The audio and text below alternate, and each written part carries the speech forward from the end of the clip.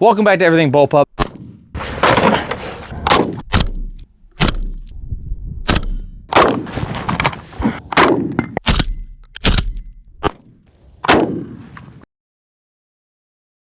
Howdy y'all, welcome back to Everything Bullpup. I'm Rodger. As always, all of our weapons are safe and clear. Today we're talking about the BB12, so I'm gonna show it, right? It's clear. There, we got that out of the way. Not sponsored by anybody. I can talk about anything I want, whenever I want. Today, we are talking about the BP12. This is my Gen 1 Bullpup shotgun from Panzer Arms. But we're not talking about the shotgun specifically. What we are talking about is magazines. This is the 5-rounder that came with the Panzer Arms. This is a 10-rounder that came from Tokarev. You can see, boy, they are super close to each other, right? Super close. Now, for the Panzer, obviously, its magazine fits right in like a glove. It was doing this earlier too. I don't know why it's not. There it goes, lock it to the rear. So to lock to the rear, Carl from In Range had a great video on this just recently because the magazine releases on this side, right? It'll lock to the rear, and then when you put in our new magazine, oh good, it actually holds this time. You can take this and, well, you're gonna have a round in there, so it's not gonna stick anymore. But you can let it go forward, right? These magazines work, they work fairly well, especially after the break-in. But who wants to just shoot 5 or 5+1? How about 10 and 10+1? That's where the Tokarev comes into play. Tokarev now has the cheapest bullpup shotgun on the market. And so these 10-round magazines are on the market as well. I think I bought 2 of these for, I wanna say 24 bucks, 25 bucks each. Now the issue is that I've found is they do hold in, obviously, and they're supposed to, right? They're all like the MK1919 magazines, whatever they are. The problem is you hit the release and now this does not want to come out. So imagine you get done firing and you want to put in a new magazine. Look at the trouble I'm having, right? It sticks pretty damn good. So I'm not wild about that. Let's take this out. We'll let it go forward.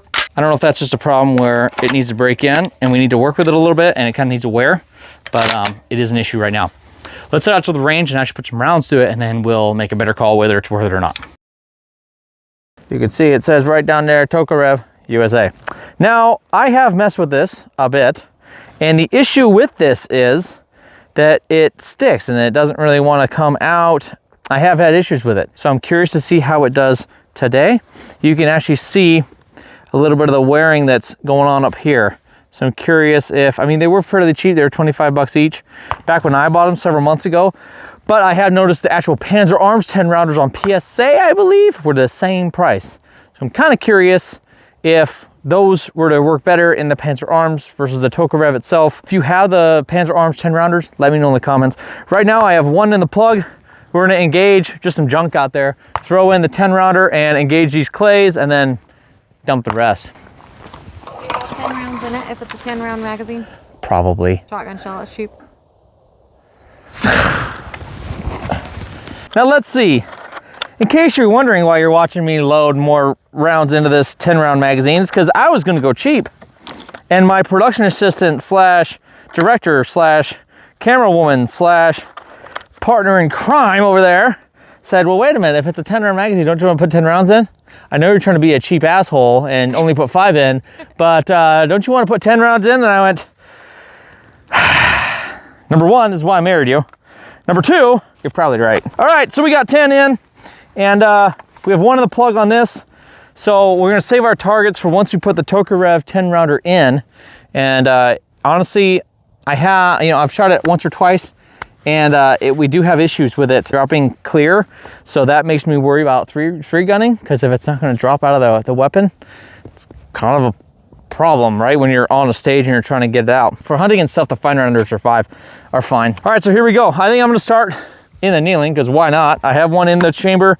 We're going to throw that one down. It's going to lock to the rear. We're going to drop the mag, throw in the new one, and I mean, you're just going to see what happens.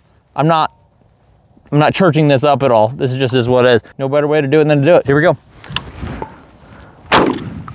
Locks, out, new one, in. Woo, we're good. So 1, 2, 3, 4.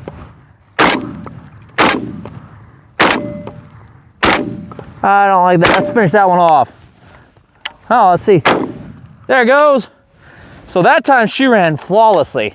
Now look at that. There. Okay. So I just had to muscle a little bit more. We are clear. We're good to go. That's an evaluation of the 10 rounder. I mean, she did really good.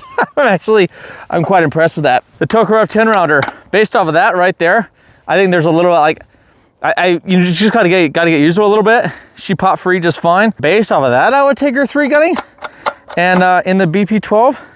So I'm pretty happy with that. Based off of that performance for 25 bucks, I say worth it. That's pretty cool. Thanks for watching. Appreciate it. Like and subscribe if you want to. Hopefully I'm entertaining enough, at least a little bit, for Bullpup stuff. You know, all the different links are in the freaking comments, especially the subreddit. That's the community. That's the place to be for overall generalized bullpups. Obviously, if you have a desert or a desert tech or a Tavor or a MDR, you know, which is MDR, which is desert tech.